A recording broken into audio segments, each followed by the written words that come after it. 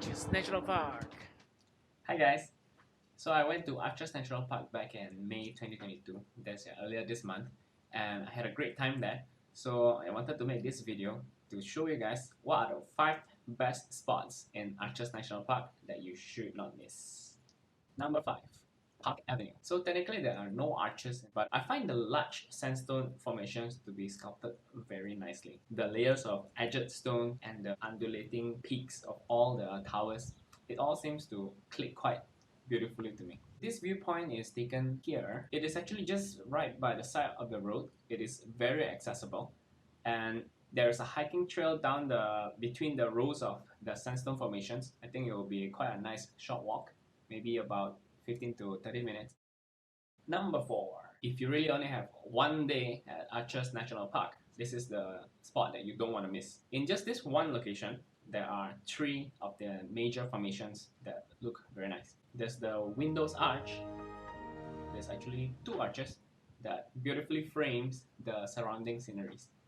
Then we have the Turret Arch that is just right beside it. It has visible rougher layers of the sandstone together with the tiny peephole that gives it a very distinctive lumpy look. Within the same area, just about 10 minutes hike, you have the Double Arch. Double Arch I find is one of the most picturesque arch. This formation is beautifully alien. Like, how did it become like that? Like, did erosion really do this? Or did somebody do it?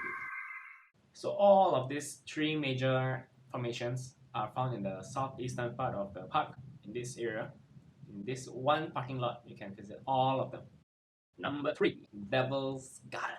The Devil's Garden is a very vast area containing multiple arches that are accessible by extensive hiking trails. On the way in, we were greeted by these massive sandstones that we walked in between. The notable spot that I wouldn't miss in the Devil's Garden would be the Landscape Arch. Landscape Arch, or what's left of it, is a dainty large overhang. A while back, when tourists were hanging out in the area, just nice, they so lucky, it all collapsed. Boom! So the rubble that you see in the bottom part was part of the Landscape Arch. Another part worth visiting will be this high point that you need to climb a little bit. This gives you a good high point overview of the whole Devil's Garden. We didn't do the full trail in the Devil's Garden. If you do the full trail, it would take about 8 hours. We went to the Landscape Arch, then we went up the slight elevation to the viewpoint. On the way out, we visited the Pine Arch and the Tunnel Arch. Then we went back the same way. So it took us slightly less than 2 hours. Number 2, the Fiery Furnace. So the Fiery Furnace is similar to Devil's Garden, but it is a lot more concentrated. All of the formations are very close together. I would say it's more like a canyon than like an arch per se. There are a lot of ways to explore it. There are marked trails within Fiery Furnace, but they are quite hard to follow because they are marked by these very tiny arrows that if you don't look for it, you won't find the sign. My wife and I actually went in and bash wherever we see that we can walk. And yeah, we had a good time getting lost and trying to get out. Wait, this is also dead end? Huh.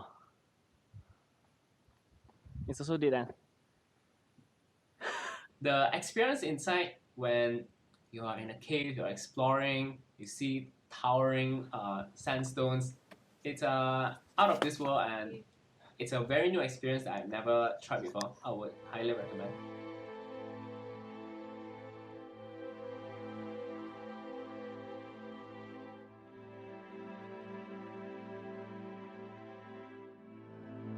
Make sure you have ample daylight so that you can explore, get lost, and still have daylight to get out of the way.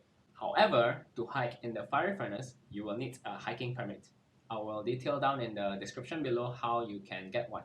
Number 1, the Delicate Arch. So Delicate Arch takes the cake because it is what it is. Delicate. She looks so fragile. It's like she's gonna topple anytime soon. But there she is, charmingly perching at the end of the precipice. So it takes about 1 hour to hike to Delicate Arch and 1 hour to get back.